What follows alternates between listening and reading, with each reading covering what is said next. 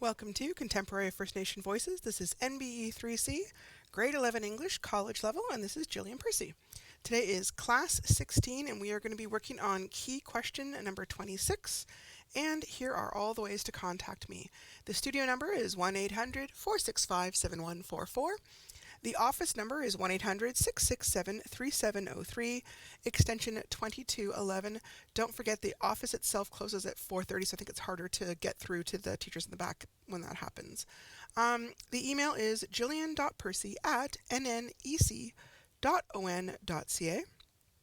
My Facebook is G Percy Wasa, which is capital G, capital P, lowercase ERCY, space, capital W, lowercase AHSA. When you send me a message that way, please do a friend request and a message and let me know what your proper name is and your what course you're in. Because a lot of times it'll be like, Jumping Jilly, and I don't really know is that Jill Wesley, Jill Sakakizik, who's that exactly. And then if you send me a message, I know it's not just kind of spam kind of thing, because sometimes you get bots kind of trying to get a bunch of friends here. There are two different YouTube channels that you can check out classes on. The teacher one is the G Percy Wasa, and it has stuff from last year and this year, but I didn't teach this course last year, so there's only this year's version. And then there's the school one that has all the classes from all the teachers, only from this year and what we've done so far. Okay, so that can be a nice, easy way to do it if you have a lot of courses you're taking with us. Okay, how to hand in work. This is probably one of my most asked questions, and there's so many different ways that you can hand in assignments. The easiest way, if you have a learning center, is give it to the DEC and ask them to scan it and send it to me, but hang on to your originals because things happen, and for some of the courses there's stuff where you need to do a portfolio and you need to have them later on. You can also fax it. 1-800-463-7852 is for Ontario, and 1-877-990-2023 for national. You can also scan it yourself using a scanner app on your phone and then send it to me. That's a really great way to do it. You can mail it to me, like sometimes people have done it on the computer and it's easy to mail. Not mail. I apologize. I was thinking email. Don't mail it to me. You can if you really have to, but it can get lost. It takes a long time. If you do that, make sure you've hung on to the originals, okay? You can share documents with me through Google Docs. If you use that to do your assignments, a lot of people can just have, there's like a little share button. You can share it with me. Just make sure to authorize me. Sometimes people have shared it, but they haven't let me see it, and then I can't really get into market. You can also hand assignments in by photograph, whether through giving me the photographs in Facebook or giving me the photographs in email. That is preferable only if you only have like a few pages. If you have got a lot of pages, that is a very slow way to hand things in, okay? But when you do that, the photo must be clear, not blurry, preferably written in pen so it's dark enough to read. The photo should be taken with the phone parallel to the assignment so that the writing doesn't get distorted. If you're at an angle to your own assignment, then the writing looks very wonky. Please do not just click this share button. That works if I was on a phone, but I'm not. I'm on a computer, and it comes up in an odd size. And also, don't put it in the body of the email. Instead, save it to your phone as a file, write me an email, and send it as an attachment, and then it comes up with a proper size. Whenever you hand in work, please send it to studentwork@nnec.on.ca. You can include me in the email. When you do this, the secretary can log that you submitted the work. It's also then in our email database, and it can be retrieved if we needed it later for some reason. Always include your full name, the course name, the assignment name and number, especially right on the physical document. Especially things like there's a lot of journals in some of the courses. So, I want to know whether I'm marking journal 4 or journal 24 because there's a big difference between what the assignments are, right? If the assignment asks for a rough and a good draft, please label which one is which and include them both in the same email because I do compare them to see how you progress in doing your examples. So, if you've never done scanning on your phone, not everybody is aware that you can do this. You can just download a scanner app. I use one called Adobe Scan because it's free. Adobe's a really reliable company and it's pretty easy to use, but there are other scanner apps that are out there if you want to use a different one. This is a little poster they put together. First of all, install and open Adobe, Then hold your device steady right above the file. Now I'm going to point out in theirs, they've got it at an angle, and that's why it looks kind of wonky. Try not to do that if you can help it. After scanning, you can kind of play with the borders so it sits better. If you've got another page to scan for the assignment, just keep on repeating steps 2 and 3 until you've scanned all the pages, and then tap continue when you've done. Then you can go through, preview it, make sure it's clear. You can reorder the pages in case you got things kind of out of order. Save the PDF when you're done if you like it. Name it with your assignment name. Then you can save it to your Google Drive, your Dropbox, your computer, and then send it to me. Okay? Okay, so this is week 5, so we're halfway through the course. Don't forget, it is March break next week, so nobody will be here to answer phones, okay? So if you have a pressing question, this week is the week to ask it. Today is Monday. We're going to be working on Unit 2, hopefully done Unit 2 by the end of the week. Lesson 8 today, I'm working on key question 26 is the plan. There are some assignments that have been added, changed, or eliminated, so the numbers I am showing may not match your originals. You are welcome to hand in either the original or the revised version until the end of the school year. This will stay up for next year, however, so if it's past September 2025, check and make sure you've got the newest version, okay? And you can always email me. I'll be happy to send it to you. So we are in Unit 2. Unit 2 is all about storytelling. Lesson 8. Okay, today we're talking about contemporary stories. Contemporary means like modern, like what's happening right now. So in this lesson, you're going to read 2 or more contemporary Indigenous stories and reflect on their meaning. We're also going to look at the issue of cultural appropriation and how it can affect the authenticity of Indigenous stories. We're also going to talk a little bit about infographics. Infographics are a combination of text and data combined with visuals that work together to convey information. An infographic can include things like timelines, maps, procedural steps, and can help convey relationships and numerical and textual information in unique ways. Check out the infographic below and then answer the support questions. I'm going to kind of quickly take you somewhere else first, though. Hang on a second. Hopefully it still works. It does. Okay. So this is a really lovely article on infographics, and it's talking about the different types. So there's a process infographic, or what I would call like a step-by-step, that shows you do this first, do the next one next. Here's an example of one. And then we've got comparison infographic. It can be 2 things, or it can be many more things. Here they're comparing genetically modified and imported foods versus fresh and organic foods.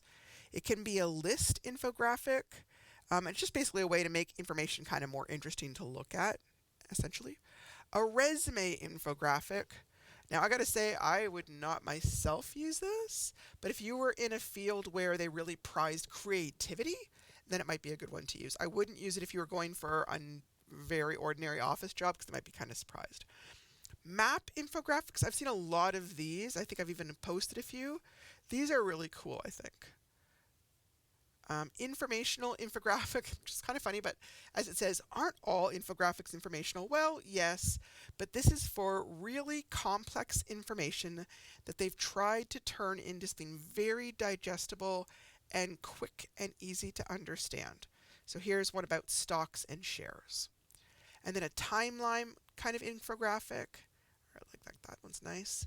Statistical infographic. This is where you're including graphs and data-heavy stuff, but putting it away again so that it looks visually enticing and it's a little more interesting and helps you understand things a little bit better. Hierarchical infographics is something where you're showing the order of importance, and generally it's in a kind of pyramid shape. Here they're doing the building blocks of finance. And then interactive infographics. That you might see on like Prezi things where there's animations or there's quizzes or there's little external links, and you can kind of play around with it a little bit. Here's one. Oh, you can see as you're looking at it, things kind of play around a little bit. That's kind of, I don't know if anything else kind of. All right. I think that's it for, okay. So hang on a sec. Oops, wait. Sorry, mine's got a little button there in the way, so I can't quite get to what I'm trying to get to. Here we go. Okay, so this is infographic you have in your unit, and the title is Diversity in Children's Books 2015. And it's showing you the percentages of books depicting characters from diverse backgrounds based on the 2015 publishing statistics compiled by the Cooperative Children's Book Center, School of Education, University of Wisconsin-Madison. And they give you the address. And so here we have, you can see a bunch of kids here of different races and heritage, and it's showing not like the readers, but the characters in the books. So in the books, only 0.9% were considered American Indians or First Nations, 2.4% were Latinx characters, 3.3% were Asian Pacific, 7.6% were African American, 12.5% were other things like animals, trucks, objects, or whatever, and 73.3% were white. Let's see, is there anything else on there? So basically, there's a little bit of tiny little things, but I can see it. I don't think there's anything really important there. It shows you how little representation minorities, especially Native Americans, get in children's books. I'm putting this up for a reason so we can talk about it, and we're going to come back to it a little bit later on, okay? So support question number 9. If you look at the above infographic, what information is it trying to tell you? We kind of talked about that a little bit already. What overall concept are the mirrors symbolizing in this graphic, and how do they modify the mirrors to express differences in that concept? Well, if you take a look, the white guy has got the biggest mirror. And in fact, there's a bunch of mirrors kind of around, all reflecting back on him, other mirrored surfaces, right? And then we've got the little rabbit here, and he's looking at a pretty big mirror. And then there is the African American child. He's looking at a much smaller mirror. And then when you get to the Asian Pacific girl, she's got kind of a very tiny mirror. You can only really see her face in it. The Latinx has a tiny little itty-bitty hand mirror. And the American Indian child has a very small mirror, kind of like what you would have for like a powder compact. So they're using the mirrors to kind of show you, like the white kid gets to see all sorts of different reflections of themselves. But the First Nation child is getting to see a very small number of reflections of themselves. The other thing you can kind of see if you look, the first two, the kid and the bunny, are looking very happy. The next few kids are looking progressively sadder and more unhappy. Okay. If this information was shown as a bar graph instead, do you feel it would be more or less effective at conveying the data? And explain the reasons for your opinions. Well, I think it'd be easier to see, but I really like how they used the visual of the different size of mirrors and also the kids' faces, because I think they're getting across not just the numbers, but how those numbers may make children feel. That's a hard thing to get across, and I think you can't get it across as being as simple as a bar graph, but you can use an infograph and all those visuals to get across that extra bit of information. So I actually think it's more effective this way because it helps you have a little more empathy for the kids that are in that position. Okay, contemporary First Nations literature. In the last few lessons, we looked at historical Indigenous stories. In today's lesson, we're going to be looking at contemporary or modern-day Indigenous stories, which may be quite different. These stories may cover a wide variety of genres, from realism to crime thrillers to children's literature, poetry, biographies, memoirs. They may look at real-life events that have affected Indigenous people, such as the 60s Scoop or the residential school. Other texts may be more focused on truthfully representing Indigenous life, such as land-based activities, family life, difficulties accessing healthcare, dealing with racism, or any other modern-day topic. Sometimes people aren't aware of some of the resources out there to help you find books by Indigenous authors. So I just kind of wanted to show you this. A lot of you may not really know, hey, where could I find some more? Especially if you're living up north and you're not close to a good library, it can be trickier. So first, there is an organization called First Nations Communities Read. It is an organization dedicated to promoting Canadian Indigenous literature. According to their website, FNCR celebrates the very best of Indigenous literature across Turtle Island. The program encourages family literacy, intergenerational storytelling, as well as intergenerational knowledge transmission. FNCR also helps to increase awareness of the importance of First Nation Métis and Inuit writing, illustration, and publishing. Each year, this organization creates a short list of Indigenous books from several different categories, then chooses a winner in each category who gets an award. They list the titles, give a short summary of the book, and create a small biography of the author. All of these items help to promote Indigenous books and Indigenous authors to other Canadians. Did you get a chance to read much Indigenous fiction either as a child, a teenager, or as an adult? If not, this can be an excellent place to get some recommendations. You can check out their website here. Hang on, I don't think if I did not. I'm just going to very quickly kind of show it to you because it really has got some useful stuff. Okay. Here we go. Okay, so this shows you the most recent one, 2024 to 2025. These are the children's nominated titles. And it gives you, if you click on a button, it'll tell you more about it. If you want to buy a copy, you can go there, right? Here is the long list. This is the short list. And then this is the list where everybody kind of contributed their ideas for what things they thought should be considered. So these are books that other people thought, hey, this is great. This is an award winner. So when you're looking at these, you kind of know, hey, these are going to be really, really good books. Okay, you can see all sorts of different titles. Some of them look like they're telling legends. Some of them look like they're telling more current things. Different languages look like they're represented, which is kind of neat. Different illustration styles too. Okay, and then that was children's titles. There's also adult or young adult titles. So you could look through that for things that you want to read for yourself. All sorts of great stuff.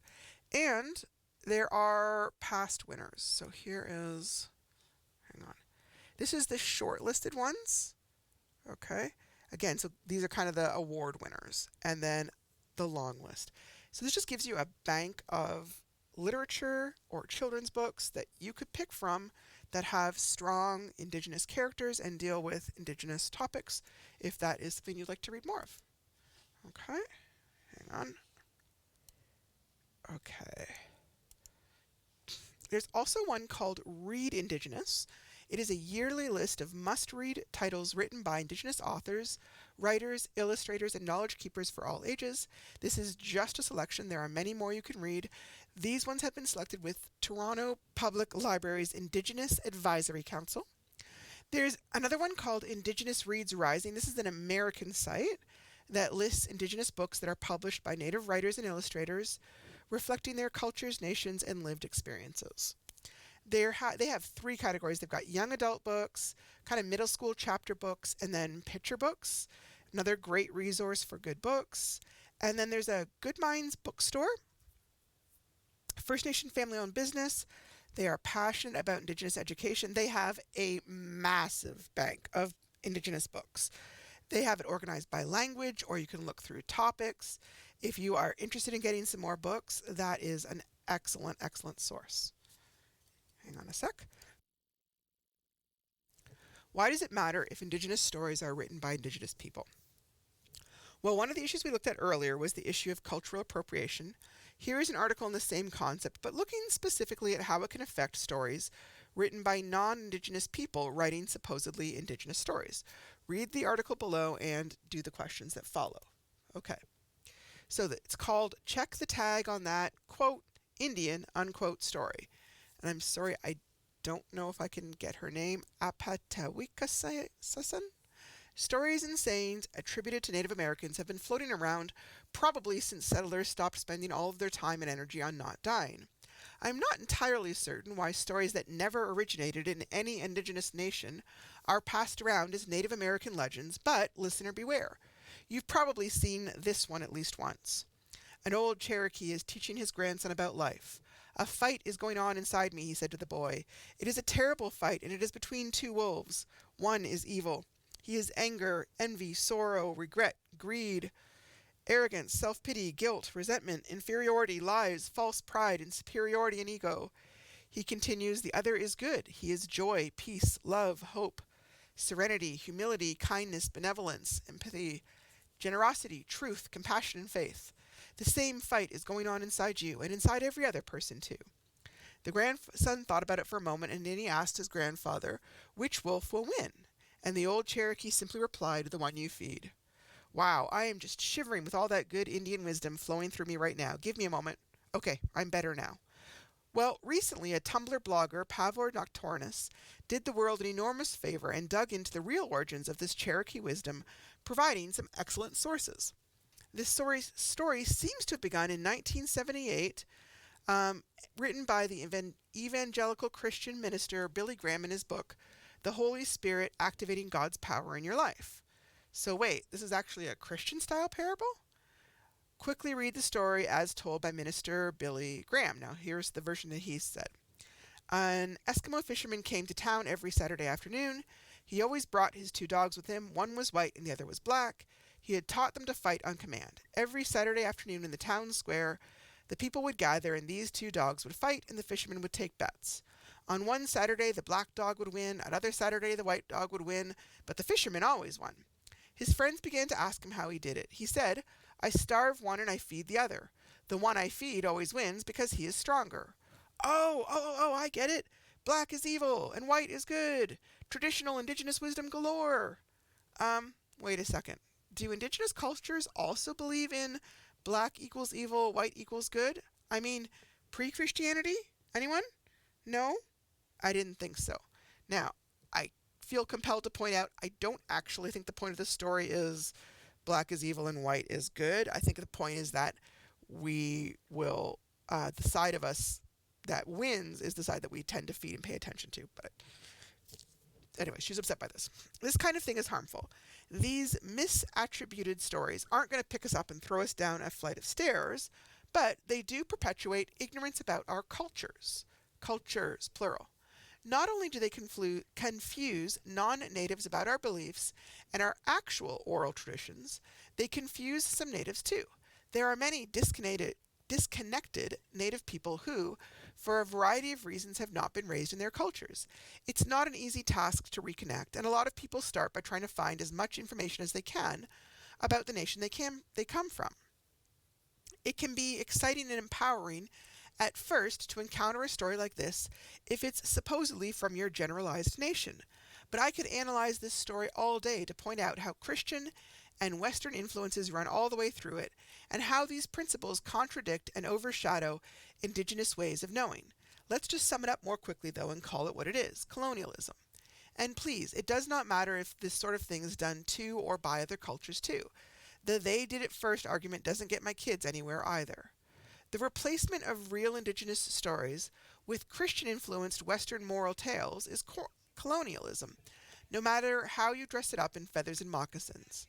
It silences the real voices of native peoples by presenting listeners and readers with something that is safe and familiar.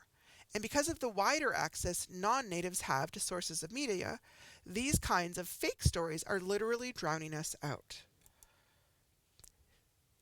Okay. So, start asking questions. If you are at all interested in real Aboriginal cultures, there are some easy steps you can take to determine authenticity. I guarantee you that these 3 short questions will help you weed out 99.9% of the stories that are plain made up and attributed to a native culture. Ready? Number 1, which native culture is this story from? If it doesn't say specifically, then there's a good chance they don't know, which means it may be made up. Number 2, which community is this story from? If you get an answer like the Hopis of New Brunswick, you can stop right here. The story is fake because Hopis don't live in New Brunswick. Number 3, who from the community told this story? You see, our stories have provenance. Provenant means they have like a record. You should be able to track down where the story was told, when, and who told it. There are specific protocols involved in telling stories that lay this provenance out for those listening. There are often protocols involved in what kinds of stories can be told to whom and when. Every indigenous nation is going to have their own rules about this, but all of them have ways of keeping track of which stories are theirs. If you cannot determine where the story came from, then please do not pass it on as being from X nation. So, literary examples and problems with attribution. A friend picked this book up for me during a library sale. I immediately became uneasy when I read the inside covers. Here are some partial quotes that stood out for me. This book contains 9 stories about the wily raven, but no mention of where those stories originate other than the northwest coast of the Pacific Ocean. The tales collected and retold here by Gail Robinson, a distinguished Canadian poet who has lived among the North American Indians and listened firsthand to the stories they tell. No actual communities are listed. No actual Native people are named. There is 0 attribution here. I have no idea if these stories are made up, mistranslated, or ripped off wholesale and profited from without any recognition given to those who carry traditional stories from generation to generation. The stories are interesting, just like the Cherokee Two Wolves parable is, but I'm not presenting this to my children as authentic, nor should it be accepted as such without a heck of a lot more research into the origins of these tales. Get the real stories. An absolutely excellent resource for those seeking authenticity is a blog called American Indians in Children's Literature. Obviously, that's from the US. There is a ton of information there, which may be a bit overwhelming, but I urge you to start with the section on the right labeled If You're Starting a Library. In this section are a selection of authentic books for different age levels and links for annotated reviews of each book. There is also information on how to evaluate American Indian websites, a truly fantastic resource. Another link available brings you to a critical bibliography on North American Indians for K-12. Split into regions, you can find reviews of books which highlight any problems with the stories or the manner in which they were collected. This is also great information for educators and those wanting to understand how authenticity is important. I also have a partial list of publishers who produce authentic Indigenous literature. Some of it will even be available bilingually, English or French, and in the original Indigenous language. If I had to recommend something off the top of my head, I would start with an absolute fantastic series published by Thetis Books, published in English and Yati Dogrib. All 3 of the books come with an audio CD as well. I warn you, however, authentic Indigenous stories come from a different cultural context than you may be familiar with. That should be obvious, but I think that it bears noting. If you go into these stories expecting to have your cultural beliefs and norms reinforced, you're doing it wrong. Trite Western moral lessons are not going to be handed to you in our stories. Listening to or reading authentic Aboriginal stories means you are accessing different cultures. Please don't forget that. And the next time someone tells you a Native American saying or story, ask yourself if it resonates with you because it's really Indigenous wisdom, or if it's just a Western story wrapped up in a cloak of indigeneity. Okay, and there's the source for where that originally came from. Okay, so these are some more support questions. So again, these are not for marks, these are just for kind of discussion and helping you to understand what we're talking about. Why does the author think that stories that are not attributed to a specific Indigenous storyteller can be harmful? Basically, she thinks that if they aren't linked to someone specific, there's a good chance that it didn't come from a specific source and may be being told wrongly, made up, may not be accurate. What 3 questions does the author advise the reader to ask in order to determine whether a story about our Aboriginal culture is authentic? So basically, first of all, what generalized nation, right? Is it Ojibwe? Is it Cree? And then what community? And then what individual? Basically going from large to more and more specific. Number 3, what does the author feel will be different about true Indigenous stories compared to Western stories? Well, she really talks about how it's coming from a whole different worldview, so that's gonna come across in the story. So it's not gonna have the same types of images, symbols, and beliefs that Western stories may have. What stereotypes about First Nations people are being portrayed by these short stories? Do these stereotypes agree with or conflict with stereotypes that you see in the news or in fiction today? Okay, so this is a tricky one when you're talking about stereotypes, because there can be positive stereotypes in a way, but stereotypes are still something where it's kind of generalized, so it's thought that everybody is this way. So the story about the two wolves passing, there's kind of this stereotype of the, the, see, I'm struggling with this one. I'm not sure about this one. In this kind of story, often there's a real reverence for a certain kind of wisdom, which is absolutely fine and which is absolutely there. But it does kind of not allow people to have imperfections or be realistic, right? So the elder's always wise and peaceful and calm. No one's ever getting mad. No one's ever having problems. No one's ever made mistakes. That kind of idealized, romanticized version of people, right? Okay. Indigenous Canadian authors. This is just kind of talking about one guy. He's quite famous. Richard Wagamese. He's a famous Anishinaabe Ojibwe novelist. He's a journalist, a mentor. He was born in October 1955 in Northwest Ontario. He died in March 2017 in Kamloops, BC. He won several awards, including the Canadian Council for the Arts Molson Prize in 2013 and the Writers' Trust of Canada's Matt Cohen Award in 2015. His works speak about the historical and contemporary socio-economic issues affecting Indigenous communities in Canada. They also bring attention to issues regarding Indigenous culture, identity, truth, and reconciliation.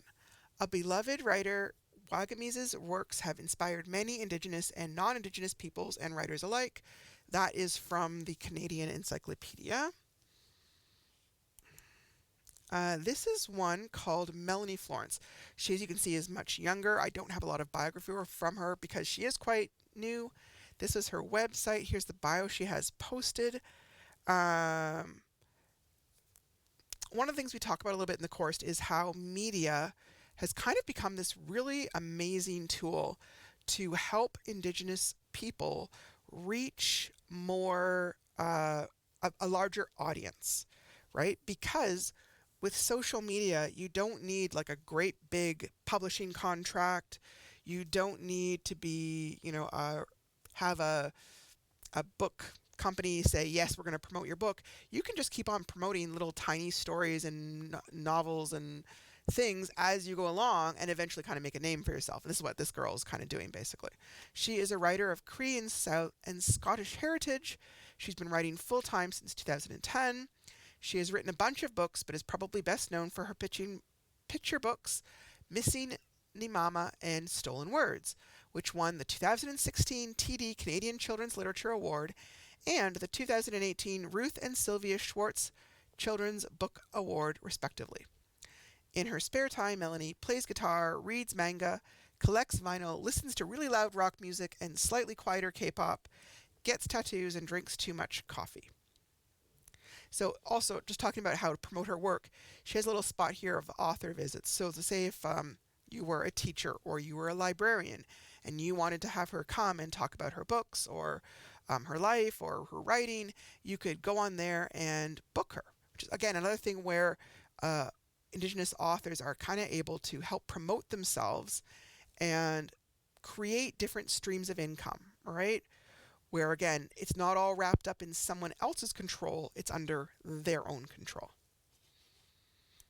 Okay, so question number 26 is about Indigenous authors, these two basically that we've talked about.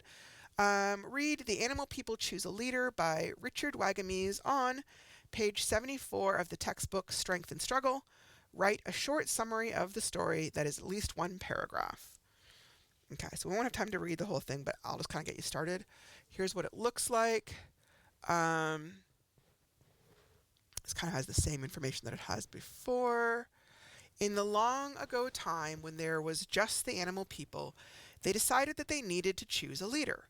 They held a meeting in a great meadow, and there was much sage discussion about how this would happen. All members of the animal kingdom were there, birds, reptiles, insects, and all of the four-leggeds. This was in the time when the animal people could speak to each other with one mind in one common language. So even the fish and those that swim could be heard. It was a very solemn occasion. A leader must be strong and proud, said Buffalo, and the entire circle murmured at his wisdom. A leader must carry the medicine powers of wisdom, said Wolverine, and there was much discussion about his offering. Leaders must have a powerful presence, one that commands respect, said Wolf, and all nodded in agreement. Around and around the discussion went. There were many admirable suggestions about the attributes of leadership, but no one could come up with a process for choosing. The animal people lived in harmony, and the idea of creating a hierarchy, of elevating one above the other, was beyond them. As the talk continued, they became discouraged and wondered if there was a respectful and honorable way to choose a leader. The day lengthened and evening started to slide across the sky, and still there was no consensus. Then a small voice spoke. Everyone strained to hear, and when the voice was located, the animal people separated and made way for the speaker to come forward. A small squirrel, Agidimio, hopped slowly to the front of the throng and stood in the middle of the great circle of her peers. There should be a race, Agidimio said. A race would show who exemplifies the qualities of leadership. A race requires perseverance, fortitude, strength, and a powerful will. The circle of animals launched into a babble of discussion. Everyone was excited by this new possibility, and of course, many of the animals came forward to enter the race. It will be me, said Horse. With my fleetness and strength, I will overcome any challenge, and I will emerge the leader. You think too highly of yourself, my brother, said Buffalo. It will be I who emerges victorious, for no one has more stamina. What's needed is a discerning manner, said Cougar. Your power is no match for my ability to cover territory with stealth. I will emerge as the leader because of my gift of patience. None can match my stealth, said Wolverine. No one knows how to move secretly as much as I. When no one else came forward, Eagle, who declined to enter the race because of his role as messenger, carrying all the prayers to Creator, called for quiet. He flapped down from the topmost branches of the tree he sat in, and conferred with Mukwa the bear and Maengan the wolf. They talked a long while. Finally, Eagle hopped into the center of the circle and addressed the throng. There is a lake set between a circle of steep hills, Eagle said. I have flown over it many times, and it forms a perfect circle. And I'm going to end there just because we are getting a little bit short on time. The rest of the story is in your book, and I invite you to read it. And then you're going to answer the questions. Question number 2. On page, hang on, what was number 1? Oh, write the short story in the summary. Okay. Number 2, Wagamies states that the story came from a desire to bring the traditional oral form to a contemporary setting and audience. In other words, he's deliberately creating new stories that sound like the traditional historical indigenous stories, identify some similarities and some differences from this story to the trickster stories that we have already read in this unit.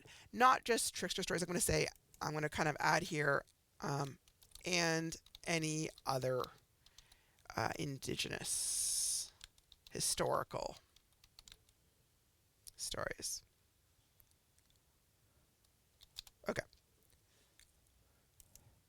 Number 3, read this opinion column written by Richard Wagamies for the Calgary Herald newspaper. What is his overall message in the article? Be sure to explain what he means by horse thieves and what the horse thieves stand for in the modern world. So he was quite well known as being a columnist, and this was published in 2017. Wagamies, indigenous columnist brimming with insight. Oh, what happened to my... Okay, that kind of freaked me out there. We're good. All right. Okay. There is a crucial generation in Indian country. They are the emerging ones. They are the ones who must pick up and carry the future the adults, the elders, and the leaders leave for them. They are the ones who will determine the way the people react to government. They are the ones who must juggle, however tenuously, the lessons of the past, the present, and the future. As adults, and consequently as the educators, social workers, and role models that we are, the greatest tool we can offer them is example. But because it's an often confusing world, there's a great deal of pressure at the peer group level to conform to the trend of the day. Added to this is the enormous cultural pressure to always stay Indian. At best, it's often a balancing act of delicate proportions. It brings to mind a conversation between my grandfather and myself at a period of my life when I was feeling the effects of these two twin pressures. Mishumis, as we Ojibwe like to refer to grandfather, was one of the last really traditional people from our areas. He had spent his entire life in the bush. He had never learned to speak English, and I was struggling to relearn my original tongue. Usually we had to converse through a translator. I told him of the pressure.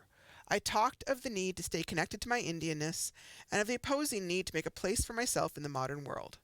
They called us horse thieves, he told me, and they were right. When the settlers and their armies spread over the face of North America, they brought with them a superior technology. The repeating rifles, cannons, dynamite, and steel were heads and tails above the bows, arrows, and bone knives of the Indian.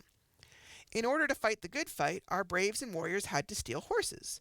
If you stole a man's horse, you instantly robbed him of mobility, and at the same time, you instantly gained the mobility necessary to continue defending home, land, and family. And so, we were horse thieves. In this modern world, my grandfather informed me, it's absolutely crucial that I continue to steal horses. The only way that I would ever be able to find my way to a secure future and to hold on to my essential Indianness throughout it all was to be a horse thief.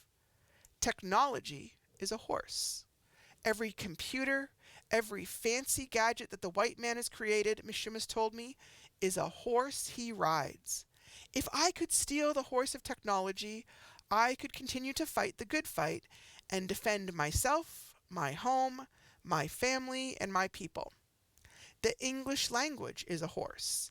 Education, business skills, finance, employment, administration, TV, radio, and communications are all horses of that superior technology. Learn to ride these horses, he told me. Learn to ride them, control them, and use them. But always remember to honor the culture and tradition that gave me life. Stealing horses. The old man had much wisdom. As adults and role models, it's necessary to be good examples. We need to remember at all times that the eyes of the young are upon us. When we make use of the horses of this modern world and retain our sense of our cultural selves, we're telling them that it's possible. Okay. Oh, hang on. Okay, so what is his overall message in this article? Okay, that's the big thing. Hang on, I'm going to kind of put it down there so it's easier to see. Be sure to explain what he means by horse thieves and what the horses stand for in this modern world. Hint, by the way, there's more than one thing. Okay. All right. Question number 4. This is talking about the girl before that we looked at, Melanie Florence. There is a YouTube link to her book called Stolen Words. I cannot really watch the story with you, or YouTube causes problems. But if you go to take a look at it, it's a really lovely little story about a girl and her grandfather talking about their language. Okay. Why are books that use Indigenous languages in them important to the Indigenous community? Many topics can be discussed using different formats such as poetry, fiction, newspaper articles, informational texts, opinion letters, and columns. This story, Stolen Words, is written as a fictional piece. In your opinion, would this piece have been more effective as a nonfiction newspaper article to address the issue of language loss due to residential school? Explain your reasons for your opinion, making specific reference to how the features of fiction or of news articles helps to carry the theme or message. So fictional features are things like plot, characters, setting, theme, problem solution, illustrations. Newspaper features are things like headlines, a lead paragraph, the inverted triangle format, objective viewpoint, third-person point of view, and usually using photographs. So this is a tricky question. It is asking you to compare the actual fictional story that you listened to and decide, would it be more effective, would it be better if it had been a non-fictional news article on the issue of language loss instead? Now, everyone may have a different opinion on this issue, and there's no right or wrong answer. I'm just looking to make sure that you can explain your ideas. So some things to think about are, how are the purposes of fictional narratives versus non-fictional news stories different? Are there any aspects of a fictional story, such as plot or character, that are a more effective way to reach the author's goal? Or would the features and characteristics of a news story be a better way to reach their goal? How do we decide or know what the author's goal is anyways? So again, this is a tricky one, and there's no right answer. I'm asking you to do some thinking, to voice some opinions, and to give me some reasons for your ideas, okay? Now, in this book, several Cree words are used by the grandfather, and in the chart below, they want you to write down the Cree word on the left-hand side, and then the translation into English on the right-hand side.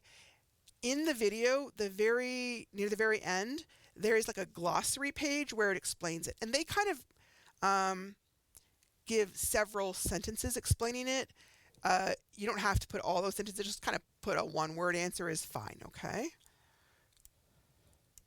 And then, number 8, write down at least 5 words from your own native language and then the English translation.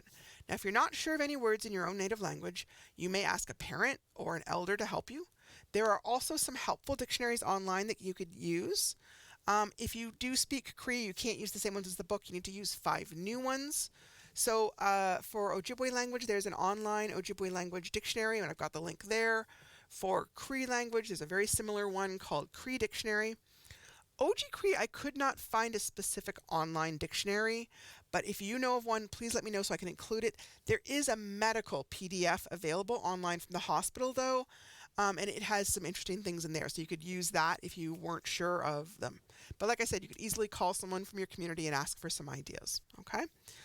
So all of these kind of the ideas of modern, contemporary, indigenous stories, this literally is a raindrop in a giant ocean of how many stories there are out there. So I really encourage you to go to your school, see what your kids are reading, go to the library if there's a library in your community, find out what there is, because there's just so much more now than, say, when I was a kid. Like, just, it's worlds above what used to exist.